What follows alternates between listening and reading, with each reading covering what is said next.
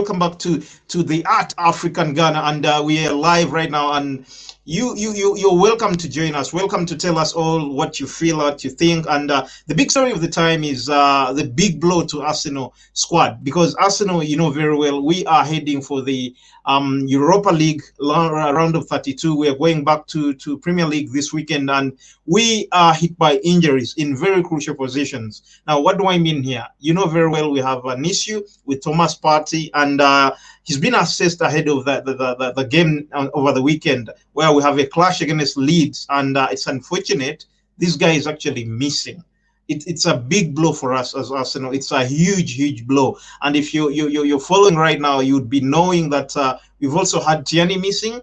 For me, Tierney has been missing since 18th of January. So next week he's probably going to make a month since he got that calf strain against Newcastle. The 3-0 we won against Newcastle. So the way I look at it, it's more of we don't have our left back. We don't have our center midfielder, the starter midfielder. What does that mean for us, as us? It's more of Mikel Arteta has to field in probably Mohamed Elneny to cover up for Thomas Partey and partner with Granit Xhaka. And if you look at the back, it's a huge blow because we have a lot of opportunities. We have lots of opportunities that are being created. The chances created by Tierney every time he makes a run forward. And if you can see, prior to his injury, he had started actually breaking in and cutting inside and making the short crosses, making the longer crosses, and making the assists right in the box for the center forwards to just hop in and get something over the ball and get Arsenal games and sort of goals in the process. But we actually sort of lack this guy. We lack the agility he brings, the energy, because he's a leader in his role. He pushes the forward. And with the form of Nicolas Pepe has actually come to life. If you look at how we are playing, you notice that for some reason, this guy is getting it. He's trying to kick off. You can notice that we have something going on with this guy. So if you have Tierney running and Pepe running over as well, you see, we have a chance to create something with the ball. And also the chances leading to goal will probably increase if you notice here and there. So for me, it's a big opportunity that we are going to miss because, number one, we're not certain. We actually a race against time for Thomas Partey to come back on the round of 32, where we're going to be facing Benfica next week. Next Thursday, we're facing Benfica in Europa League round of 32, and this is a big challenge for us. If you are an Arsenal fan out there and you're thinking, okay, what are we going to do about this? How are we going to go about it? That's the huge blow right there. Number two, if you look at Gabriel Martinelli has been actually training very well, and we've been hoping for something positive because he kind of got off the track a little bit. You'd think this is not the Thomas or the Gabriel Martinelli that used to be sharp. He lacks a bit of sharpness. He lacks a bit of decisiveness. Decision making is quite shaky for him. And for me, I feel there is more that he can offer us as Arsenal in the attacking line than what I would expect from Nketiah, let's say. And if you look at number two, the contribution of Thomas Partey going forward and also breaking the attacks, he's very good at interceptions. He's very sharp when it comes to what he can offer us.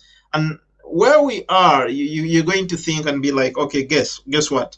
This guy is going to give you the option of making those long balls. By the way, a point to note before I even go far, a point to note here is David Luiz is actually back, and alongside him is Bernard Leno. So they are back. We know Matt Ryan did really well. If you notice over the weekend, Matt Ryan really gave it his all, and I like the command he gives to Rob Holding, to Bukayo Saka when they had to take off Cedric Suarez. You notice he has this commanding aspect about him. He tells you, my ball, Rob, get the ball, do this, do this. This is something you need from your goalie, sort of something that is going to add on value to what you actually can get from these guys.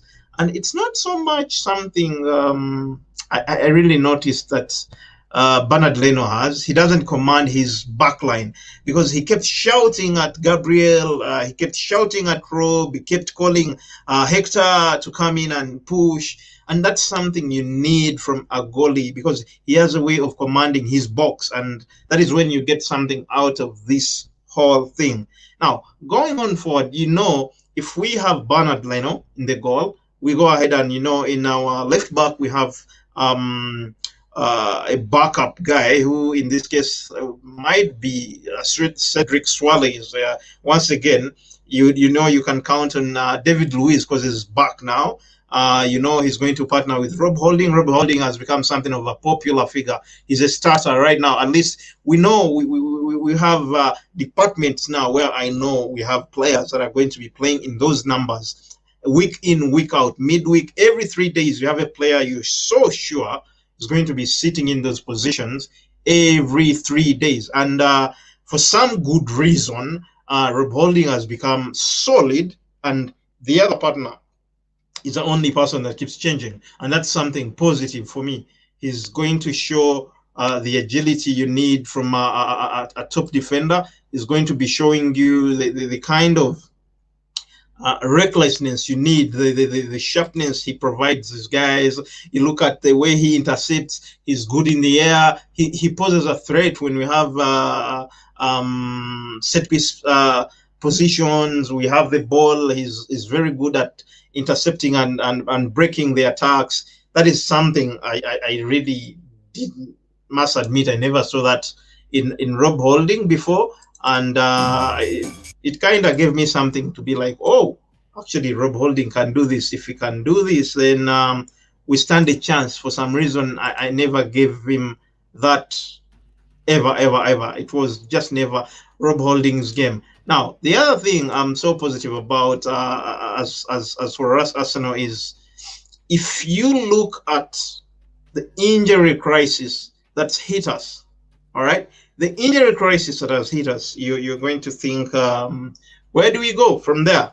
Are we able to make it top 6 so that we can qualify for Europa League? That is by actually by far the hardest thing we can achieve, because I don't think right now we're yet there. I know we're just 16 points from relegation. I don't know if many guys can see that, but we are actually 16 points from relegation, and that's something huge for me. It's an offset, because I'm thinking, okay, we are just 16 points from Fulham, who is near relegation. Is that what we could think of? We're in top 10, yes, top half of the table, but then are you guys seeing we are Arsenal Football Club? This is who we are. We mustn't be struggling to make top 10, which we are for some reason. And if you also look at the fact that we are something of a menace when we come to Europa League, actually, as Arsenal, we stand a chance. Mikel Arteta has tried to put the group of these boys together, and we stand a chance to actually make something out of what we have to qualify for Champions League. That is, if we win Europa League, which is a far cry from where I stand. I don't know if we can do it. I don't know. And again, guys, just leave your comments in this section. Tell us, what do you think as an individual? What do you think the Arsenal lineup over the weekend? Because if I break down Leeds, Bielsa is one guy who is going to attack and attack and attack, and he keeps attacking, break the lines.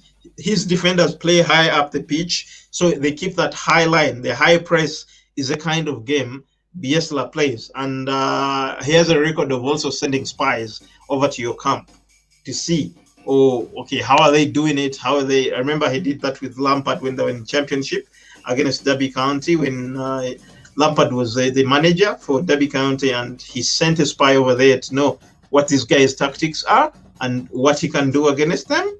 That is something we need to look out for. However, for me, Bielsa is playing a game that is going to put our defense line under pressure. constant pressure. They're a constant threat, and you cannot count them out until the last minute. And even when you concede, they are still going to attack you. Even when they concede, they're still going to attack you. They never let their guards down. They keep doing the same thing. Go at you, go at you, go at you, go at you every single time.